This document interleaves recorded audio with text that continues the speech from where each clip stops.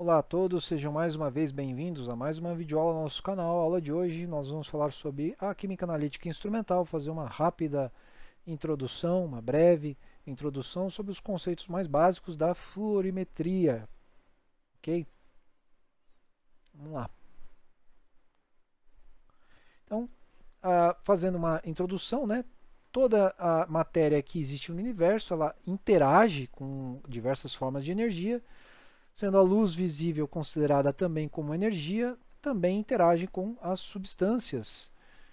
Existem energias que não são visíveis ao olho humano, como, por exemplo, o infravermelho e o ultravioleta. Na verdade, o espectro de luz que o humano enxerga é muito pequeno comparado com toda a vastidão das ondas eletromagnéticas que podemos ter. Tá?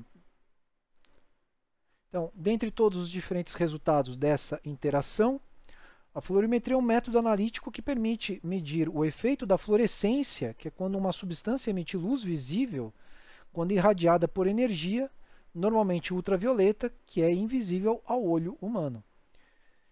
Infelizmente, nem todas as substâncias possuem esse efeito.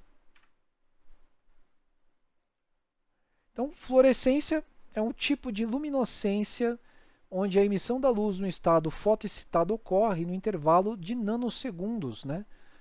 Que é uma excitação de 1 a 10 nanosegundos. Então, fosforescência, que é um outro tipo de efeito, ela tem uma emissão retardada e aí ela demora mais tempo para ocorrer o relaxamento. Então, a luminescência foi observada pela primeira vez por Monardes em 1565, usando o extrato vegetal de Ligirium nephthiciem. Então, David Brewster, em 1833, observou a coloração vermelha emitida pela clorofila. Stokes descreveu o mecanismo do processo de absorção e emissão em 1852, introduziu a denominação de fluorescência após observar a luminosidade branca azulada do mineral fluorspar, que é o fluoreto de cálcio. O nome veio do latim, que é flu, spar, que é fluir e pedra.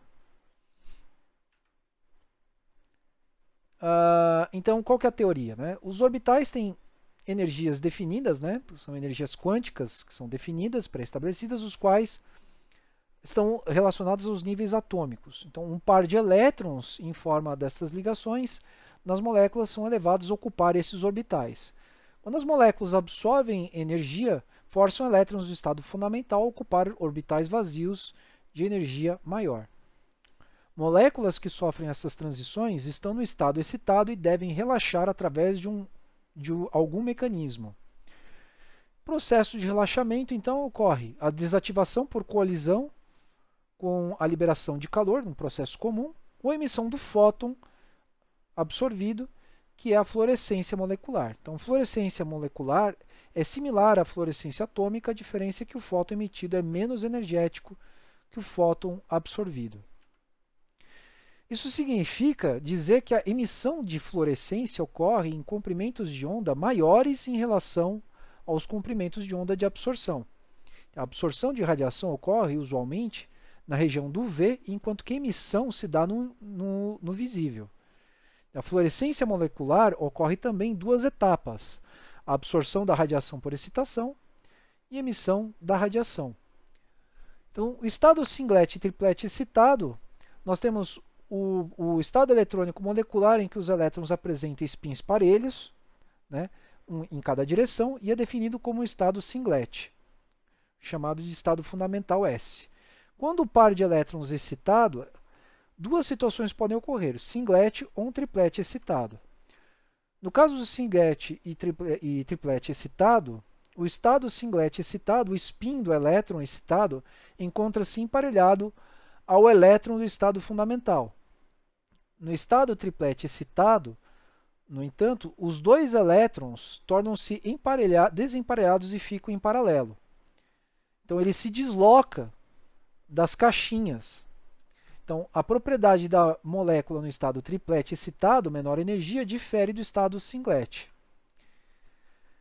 As propriedades de uma molécula no estado triplet excitado. Então, a molécula paramagnética contém elétrons desaparelhados, né, desemparelhos. Então, a transição eletrônica de singlet e triplet tem menor probabilidade de ocorrer. O tempo de vida do estado excitado é maior, então cerca de 100 microsegundos a vários segundos. Os picos de absorção são de pequena intensidade e baixa probabilidade de ocorrer. Produz o fenômeno de fosforescência. Então, quando estamos no estado singlet excitado, a molécula é diamagnética, a transição eletrônica do singlet e triplet tem maior probabilidade de ocorrer, e os picos de absorção são de elevada intensidade, então alta probabilidade de ocorrer, e o tempo de vida do estado excitado é menor, já que ele é mais rapidamente relaxado. Produz um fenômeno de fluorescência. Então essa é a diferença entre o sistema fosforescente e fluorescente. É a maneira como os elétrons eles estão organizados no estado excitado e o quanto que eles demoram para voltar para o estado original. Então, um rápido diagrama aqui para a gente entender a diferença entre os dois, né? Estado singlet excitado, ele vai ter um estágio maior que o triplet. Triplet ele tem um estado menor de energia e um tempo de desativação maior. Tá? Tipos de fluorescência. Então temos a fluorescência de Stokes, normalmente observada em soluções, que é a remissão dos fótons absorvidos com um comprimento de onda maior, com menor frequência, e a fluorescência de ressonância, que é a remissão da energia dos mesmos fótons, o mesmo comprimento de onda dos fótons absorvidos. Esse tipo de fluorescência não ocorre em solução, devido às interações com o solvente. Quando uma molécula fluoresce, apresenta duas características espectrais, um espectro de excitação, eficiência relativa aos diferentes comprimentos de onda da radiação excitante, de causar a fluorescência a um espectro de emissão, e a intensidade relativa da radiação emitida em vários comprimentos de onda. Então, o espectro de excitação é contido pela medição da intensidade da fluorescência em um comprimento de onda, um lambda fixo, enquanto que o comprimento de onda da radiação de excitação é variável. A forma de espectro de excitação deve ser idêntica à do espectro de absorção da molécula, independente do comprimento de onda em que a fluorescência é medida. De um modo geral, o pico correspondente ao maior comprimento de onda, menor energia do espectro de excitação, é selecionado para a excitação da amostra. Este procedimento minimiza a possibilidade da decomposição fotoquímica causada pela incidência da radiação de maior conteúdo energético ou comprimentos de ondas menores. O espectro de emissão é resultante da remissão da radiação absorvida por uma molécula. A eficiência quântica e a formação do espectro de emissão são independentes do lambda da excitação excitante. E o espectro de emissão é obtido mantendo-se o comprimento de onda da excitação fixo, o lambda máximo, em variação à radiação emitida. Então o que nós temos é um rendimento quântico, né? A propriedade que tem de excitação. O que é esse rendimento quântico? Todas as moléculas elas vão apresentar uma eficiência de moléculas excitadas em relação ao número total de moléculas, né? Então, imaginem que todas as moléculas vão ser excitadas, algumas delas vão fluorescer. Então, alguns compostos têm o seu rendimento quântico conhecido. Por exemplo, a fluoresceína em água com pH 7, ela vai apresentar 0,65%, 0,65% ou 65% das moléculas excitadas. Notem que para o mesmo composto em outro solvente, como hidróxido de sódio 0,1 molar, a eficiência quântica é bem maior. Tá? Rodamina B em álcool, 97%, riboflavina em água, pH 7, 26%, antraceno em benzeno, 29%, e nafteno em etanol, 12%. O tempo de fluorescência, em nanosegundos, refere-se ao tempo da vida médio da fluorescência no estado excitado. Então a gente tem ali a intensidade da fluorescência num tempo t, intensidade da fluorescência máxima durante a excitação, o tempo t, que é a remoção da fonte da excitação, tal, que é o tempo médio de estado excitado, E, que é um valor que a gente tem, um número neperiano, e E elevado a menos t sobre t refere-se à probabilidade de se encontrar uma molécula no estado excitado após o tempo t. Pessoal, esse cálculo ele é muito comum para fazer, é muito relativo ao tempo de cálculo de tempo-vida médio, decaimento médio de radiação. Ele é muito comum porque ele tem o mesmo padrão. Né? Quando você tem uma partícula E elevado a menos t sobre tal, o que acontece é que, à medida que t aumenta, E vai tornando-se cada vez mais próximo de 1, tá? Mais próximo de zero.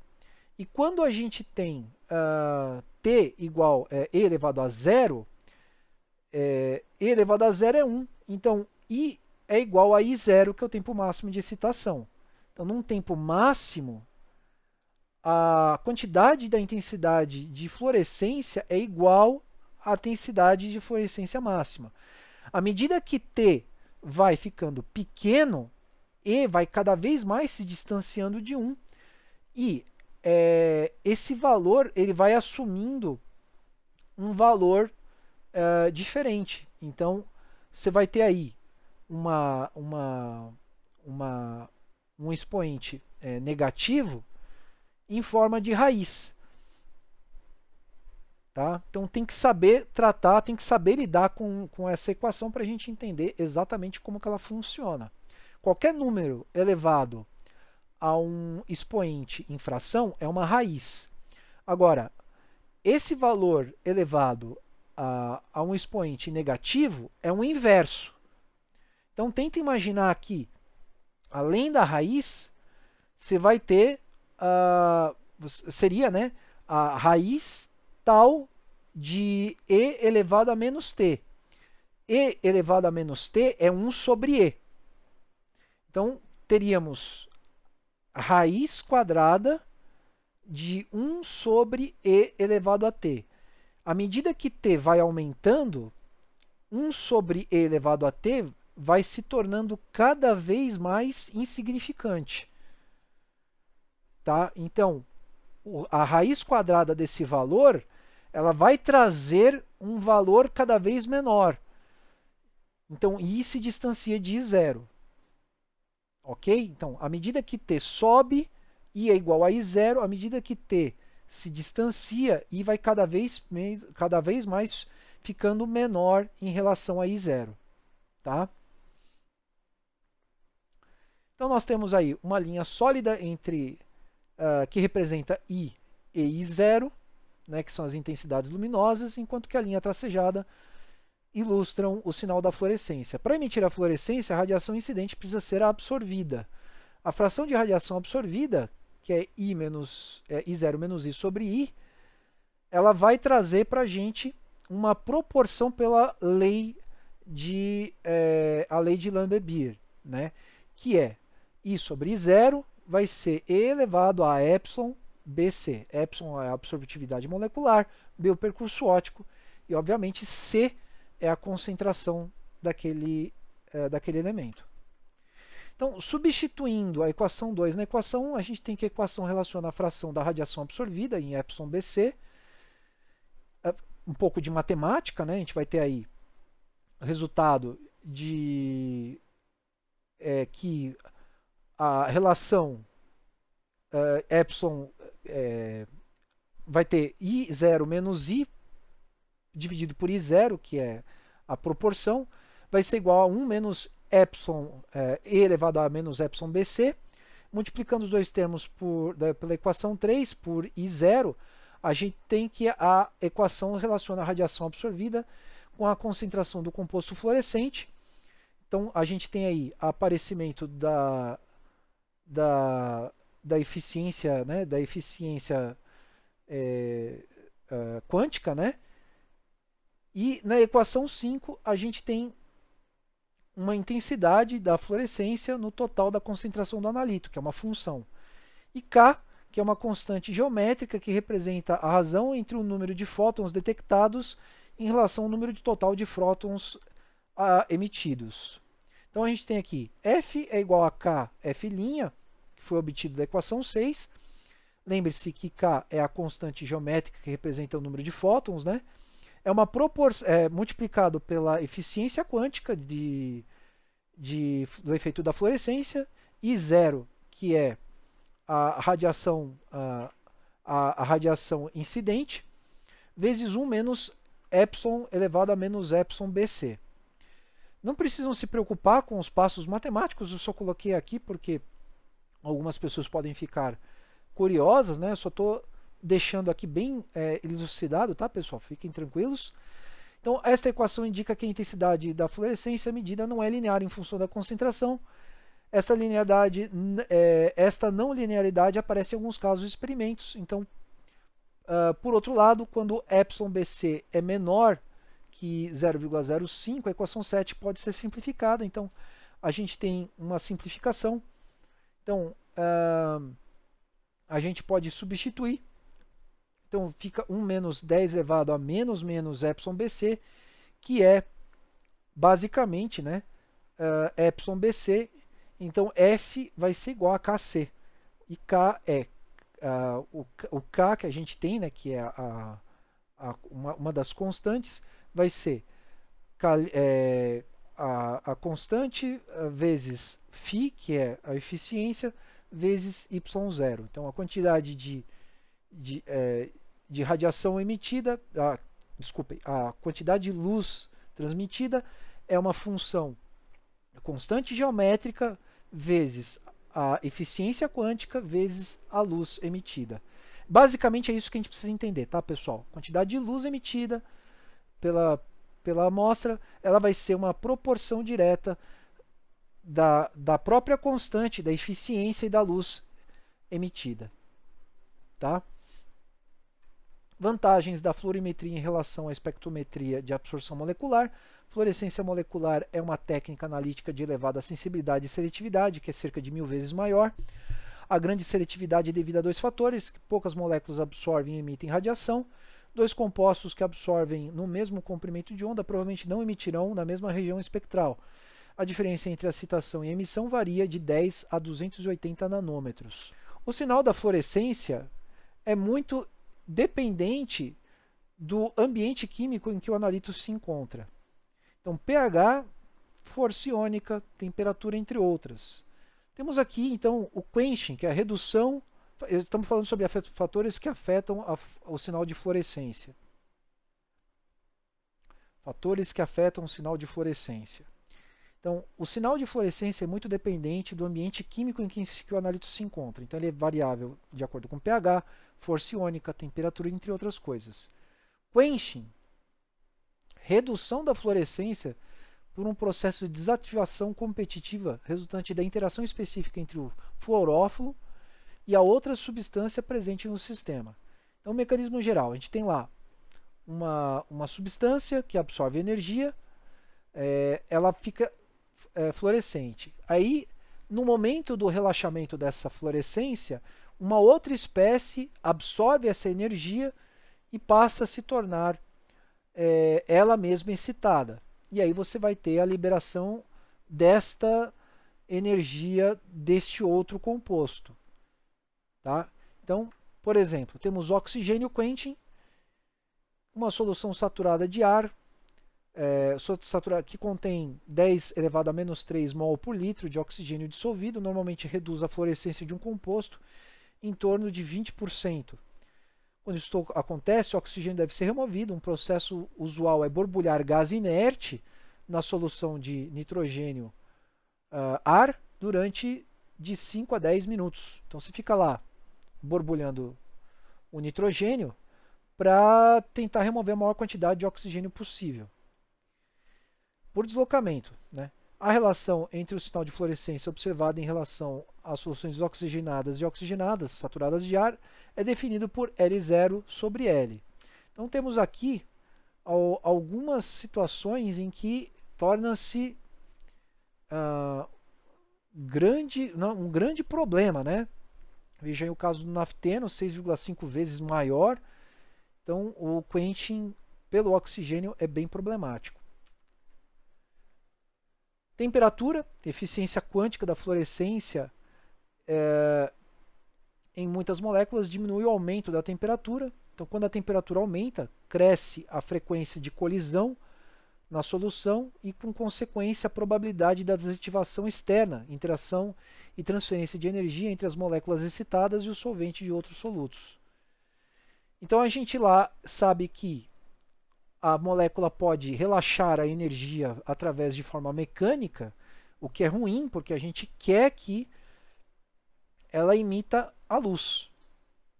Então, à medida que a temperatura aumenta, a gente tem uma diminuição do efeito da fluorescência. Tá? Uma diminuição da viscosidade do solvente também aumenta a probabilidade de colisões externas e diminui a fluorescência. Então, quando a gente tem situações onde o fluido ele é pouco viscoso, a fluorescência é diminuída justamente porque as moléculas têm maior liberdade para se chocarem uma com as outras. Então, de novo, a gente vai ter uma desativação da fluorescência pelo choque mecânico. Né? A molécula relaxa o estado excitado por choque mecânico, o que é desaconselhável. Efeito do pH.